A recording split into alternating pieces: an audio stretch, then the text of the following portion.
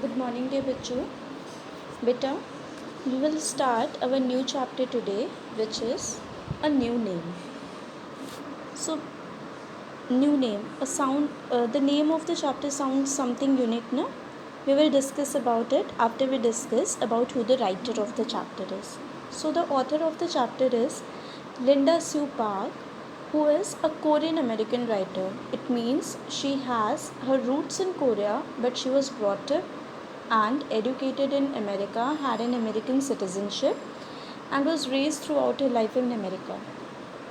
She has authored many children books, especially for children, how the society impacts children, what is the mindset of people regarding children, how are children emotionally and mentally facing the society, and she has also won a very prestigious Newbery Medal for her novel A Singer Sharp.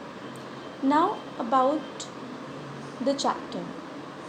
So before starting the chapter, I would like to ask you, how would you feel if suddenly you come to know that from the next day onwards you have to change your name into something else? Would you accept it readily? कि हाँ, okay, I will change my name. Or would it impact you? Would you be glad if someone controls your each and every activity? Think about it. But you have lot of time to think. But before that, let's find out about Sun Hee, who is going through this turmoil of emotions. You know?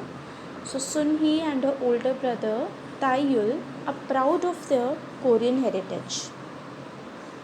Yet they are forced to lead a life which they despise because Japan has taken control over their country. All Koreans are bound to change their Korean names to Japanese names, and it impacts all of them, but especially the students are mentally and emotionally very affected as they find their whole identities changed. And when you are young, it is very difficult to accept something readily because you don't have that maturity level, you don't have that intelligence. So, how these children cope up with these changes? Let's find out. This is the story of a 10-year-old Korean girl, Kim Sun Hee, and her brother Kim Tae Yul. तो ये कहानी एक 10 साल की बच्ची, Korean बच्ची जिसका नाम है किम सुन ही और उसके बड़े भाई किम ताई युल की है। आपने कुछ नोटिस किया बेटा, दोनों भाई बहनों के नाम में किम लगा हुआ है। तो ये किम क्या है? जैसे आप अपना टाइटल, कोई पांडे होगा, कोई शुक्ला होगा, कोई श्रीवास्तव होगा, कोई वर्मा होगा, कोई गुप्ता होगा, है ना, ये आपका क्या है, टाइटल नेम है। ये आप लास्ट में लगाते हैं। इसी तरह कोरियन या साउथ ईस्ट एशिया की जो कंट्रीज़ हैं, इनमें ये कल्चर है कि अपना फैमिली नेम पहले लगाते हैं। और जनरली ये जो फैमिली नेम होता है, ये किसी न किसी रीजन से अफेक्टेड होता है। तो ये जो किम फैमिली नेम है, ये इसका मतलब होता है गोल्ड, ठीक है। और ये उन लोगों को बिलोंग करता था जो पहाड़ों पे रहते थे, ठीक। तो इसीलिए इसकी फैमिली में, यानी सुन ही की फैमिली में जितने भी लोग होंगे, सबका नाम, सबका फैमिली नेम क्या होगा? किम होगा, ठीक है। तो आई होप ये आपको क्लियर हो गया होगा। अब चलिए आगे देखते हैं। It is the year 1940 and the Japanese have taken over Korea. Year 1940 की बात है ये, और जापान ने कोरिया को अपने अंडर ले लिया था, अपने कंट्रोल में कर लिया था। जिस तरह से ब्रिटेन ने इंडिया को किया था, उसी तरह से जापान ने कोरिया को कर लिया था। Korean people were very unhappy. They do not have freedom to learn their history, follow their culture or speak their language. Korean people बहुत ही नाखुश थे क्योंकि उनसे उनकी हिस्ट्री पढ़ने की आज़ादी, उनका कल्चर फॉलो करने की आज़ादी या उनकी लैंग्वेज बोलने की आज़ादी छीन ली गई थी। यानी ना वो अपनी हिस्ट्री के बारे में पढ़ सकते थे, ना वो अपने कल्चर्स, अपने फेस्टिवल सेलिब्रेट कर सकते थे, और ना ही वो अपनी भाषा बोल सकते थे। आपको कैसा लगेगा कि कोई आपको दिवाली, होली, ईद, बकरीद ना मनाने दे, गुरु पर्व ना मनाने दे? अच्छा नहीं लगेगा ना? इसी तरह से क्या लगेगा कि आप बिल्कुल बंधन में हैं। इसी तरह से कोरियन पीपल भी फील कर रहे थे। और फिर एक दिन क्या हुआ? Suddenly there comes a new law, all Koreans are to take Japanese names. और अचानक से एक नया लॉ इंट्रोड्यूस हो जाता है, जिसमें बोला जाता है कि सारे कोरियंस को अपना नाम छोड़ना पड़ेगा और उन्हें अपने नाम को जापानीज़ नेम्स में बदलना पड़ेगा। ठीक है? अब इसका क्या मतलब हुआ? मान लीजिए मेरा नाम स्नेहा है, ठीक? और अचानक से मुझसे किसी ने कहा कि आज से तुम्हारा नाम स्नेहा नहीं है, तुम अपना नाम कुछ और रख लो। तो क्या मैं एक्सेप्ट कर पाऊँगी इसे?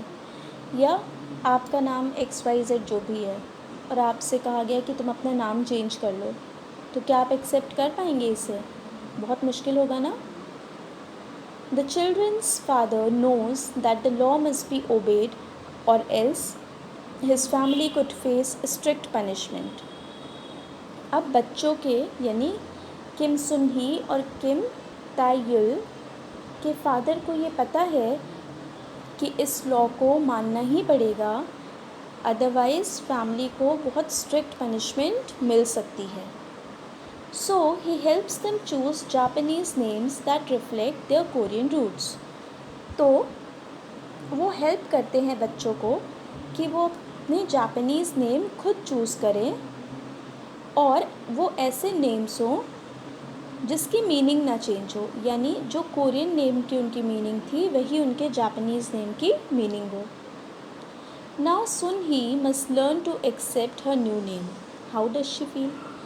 अब सुन ही को अपने नए नाम को एक्सेप्ट करना सीखना है, और ये कहानी इसी बारे में है कि उसे कैसा लगता है। How does she feel? How does she think? What does she think about her own name? है ना? क्या वो रिलेट कर पाती है अपने आप को इस नाम से? तो चलिए, we will start the story. When my turn came, I pointed to letter K. Now here Sun Hee is narrating the story, right? So she's saying कि when my turn came to choose a letter for my name, I chose letter K. Abuji gave me a new name. Abuji means father. Father gave me a new name and I went about whispering over and over. Kiyoko Kaneyama, Kiyoko, Kiyoko. अब मेरे father ने मुझे नया नाम दिया जिसका letter start हो रहा था के से, और मैं पूरे दिन सिर्फ अपने मन में अपना नाम बोल रही थी और उसे एक्सेप्ट करने की कोशिश कर रही थी। और मुझे नाम क्या दिया गया था? Kiyoko Kaneyama, Kiyoko, Kiyoko. She was learning her name, repeating the name in her mind again and again. Japanese family names are usually long. During the start of the chapter, I told you about family name Kim, right? तो Japanese family name जो हुआ करते थे वो generally लंबे हुआ करते थे, जैसे कानियामा, ठीक? Korean ones like my name Kim are short, और कोरियन फैमिली नेम्स छोटे हुआ करते थे। इसी तरह से कोरियन फर्स्ट नेम यानी आपका एक्चुअल नाम, ठीक? जैसे मेरा नाम Sneha, this is my first name. तो कोरियन फर्स्ट नेम जो होते थे वो जनरली 2 सिलेबल्स के होते थे। अब सिलेबल्स क्या होते हैं? जब आप कोई भी वर्ड बोलते हैं तो उसको कितने पार्ट्स में आप बोलते हैं। फॉर एग्ज़ाम्पल डायरी, ठीक? तो diary has 2 syllables, diary 2 syllables हुए। इसी तरह उसने बताया कि कोरियन फर्स्ट नेम्स जो होते थे वो जनरली 2 सिलेबल्स के होते थे, जैसे किम तो फैमिली नेम हो गया, फर्स्ट नेम क्या था? सुन ही, सिलेबल्स क्या हुए? सुन ही। पर जापानीज़ फर्स्ट नेम्स जो होते थे वो लंबे भी हो सकते थे और छोटे भी हो सकते थे। I liked how Abuji had hidden our real last name in the new one he had chosen for us.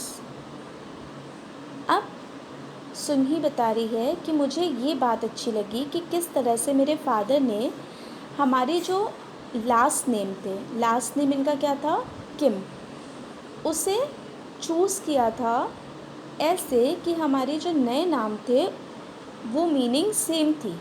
जैसे देखिए यहाँ पे किम सुन ही का नाम क्या बन गया था, कियोको कानेयामा, ठीक है। तो इनका फैमिली नेम था अब कानेयामा।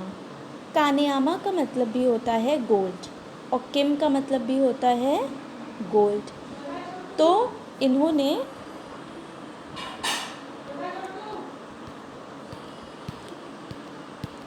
अपना नाम तो इस तरह से इनके फादर ने इनके नाम की मीनिंग को चेंज नहीं किया था।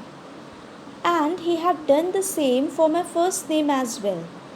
और मेरा जो फर्स्ट नेम था सुन ही, उन्होंने उसके साथ भी वही किया था, यानी उन्होंने सुन ही को चेंज करके जो मेरा जापानीज़ नाम रखा था उसकी मीनिंग भी सुन ही के, जो सुन ही की मीनिंग थी वही थी।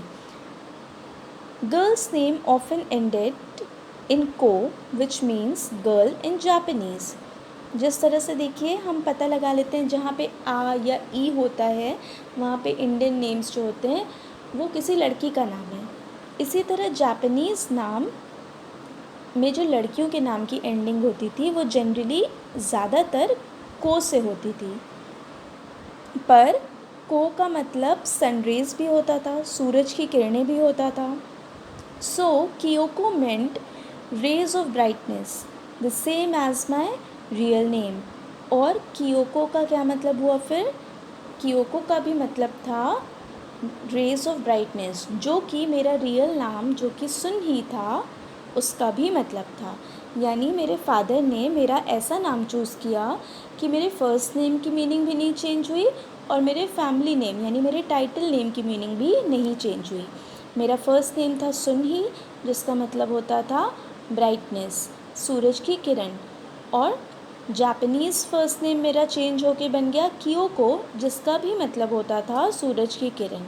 मेरा फैमिली नेम था किम, जिसका मतलब था गोल्ड। और अब मेरा फैमिली नेम हो गया था कानेयामा, जिसका भी मतलब था गोल्ड। तो मीनिंग नाम की मेरे सेम थी चेंज होने के बाद भी। And yet while I could accept Kaneyama Kiyoko as a name, I could not think of it as my name. See how deep the line is.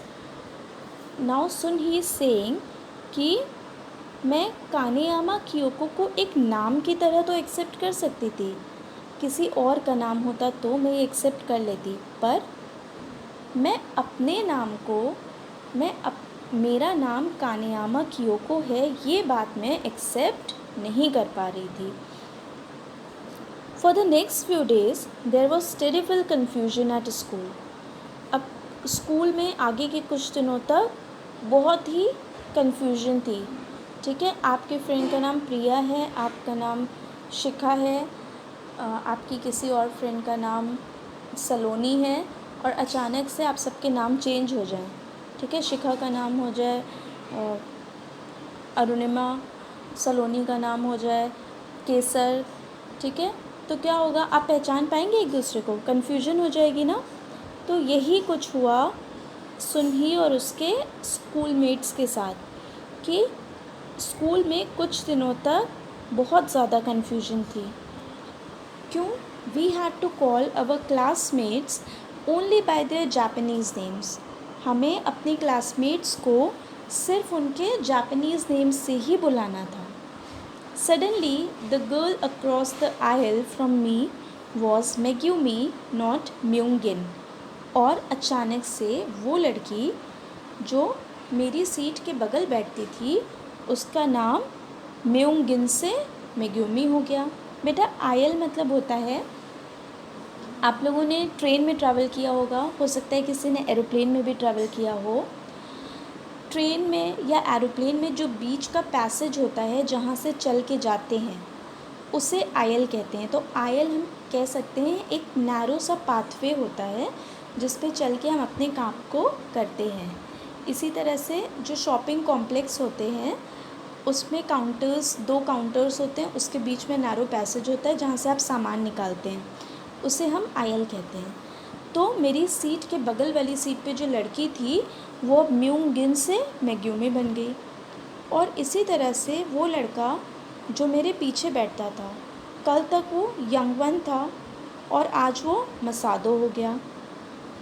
तो आप देख सकते हैं बेटा कि किस तरह से इस नए कल्चर ने, इन नए नामों ने इन बच्चों को अफेक्ट किया, और अचानक से ये एक दिन देखते हैं कि इनकी आइडेंटिटीज़ चेंज हो गई। They find that their identities have been change within a day.